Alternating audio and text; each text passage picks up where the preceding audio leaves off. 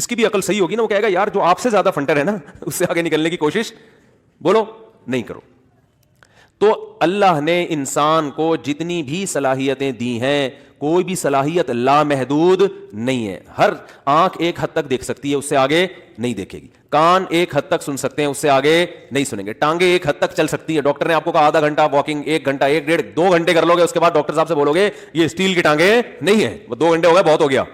ایک حد تک چل سکو گے آپ. ہر چیز ایک انتہا, ایک حد ہے. تو یہ کیسے ممکن ہے کہ عقل کے سوچنے کی بھی ایک لامحدود ہر چیز کا جواب عقل کے پاس موجود ہو؟ یہ ممکن ہے کیا؟ تو بھائی یہ بھی تو انسان کی مادی عقل ہے نا, یہ بھی ایک حد تک سوچے گی, اس سے آگے یہ نہیں سوچے گی. تو یہ کہاں تک سوچے گی؟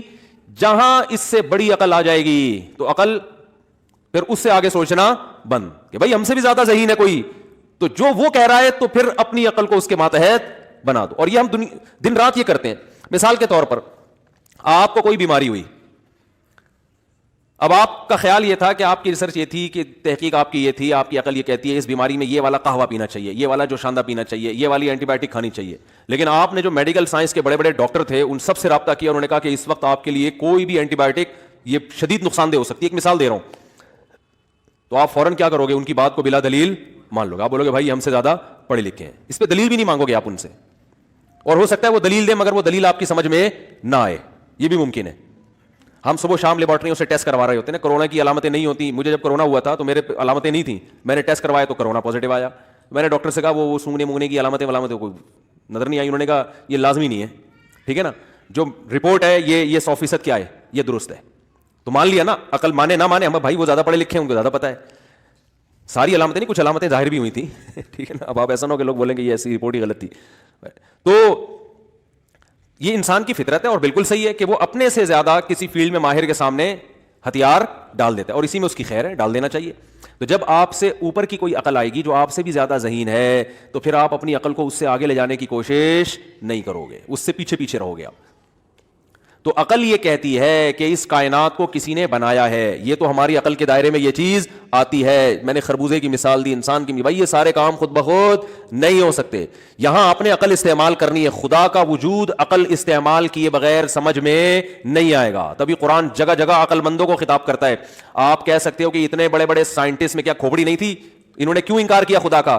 انہوں نے ضد اور ہٹ دھرمی میں انکار کیا ہے, کیونکہ یہ جس فیلڈ سے ان کا تعلق تھا نا اس میں اگر خدا کو لے آتے تو پھر اس فیلڈ میں ان کو وہ پذیرائی نہیں ملتی. سمجھ میں آ رہی ہے کہ نہیں آ رہی؟ کیونکہ آگے اگر کوئی سائنٹسٹ مانے گا نا خدا ہے تو 10 سوالات اس کے اوپر اور اٹھیں گے. وہ سوال یہ اٹھیں گے وہ ہے تو اس نے کائنات کو کیوں پیدا کیا؟ تو اس کا جواب اس کے پاس نہیں ہے, کیونکہ یہ ان باتوں کے جواب تو آسمانی کتابیں دیتی ہیں. تو وہ پھر آسمانی کتابوں کی تحقیق کی طرف آئے گا. پھر وہ ڈاکٹر ذاکر نائک کی اسپیچز سنے گا, صحیح ہے نا, کہ یہ آسمانی کتابیں ٹھیک ہیں یا نہیں ہے.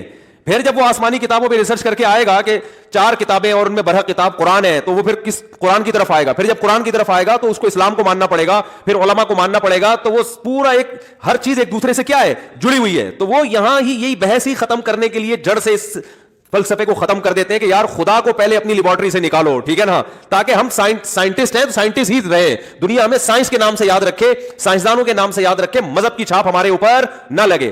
یہ ان کو نہیں پتا ہوتا کہ یہ کرنے کے بعد ہم اپنے بنانے والے کا انکار کر کے کتنے بڑے مجرم بن رہے ہیں. تو اس سائنس کی وجہ سے دنیا تو آپ کو ایز اے سائنٹسٹ یاد رکھے گی, لیکن قیامت کے دن جب اللہ اپنے شکر گزاروں کو بدلہ دے گا تو ان شکر گزاروں میں آپ کا نام نہیں ہوگا. یہ بہت بڑی مسٹیک ہو رہی ہوتی ہے. تو سب سے پہلا جو انسانی عقل استعمال یہاں کرنی ہے, اگر آپ یہاں بھی استعمال نہیں کر رہے تو یہ بے عقلی آپ کو تباہ و برباد کروائے گی. اللہ نے آپ کو عقل کی نعمت دی تھی تاکہ آپ غور و فکر کر کے اپنے بنانے والے پر ایمان لے کر آئیں. بات آ رہی ہے سمجھ میں؟ یہاں عقل استعمال کرنی ہے.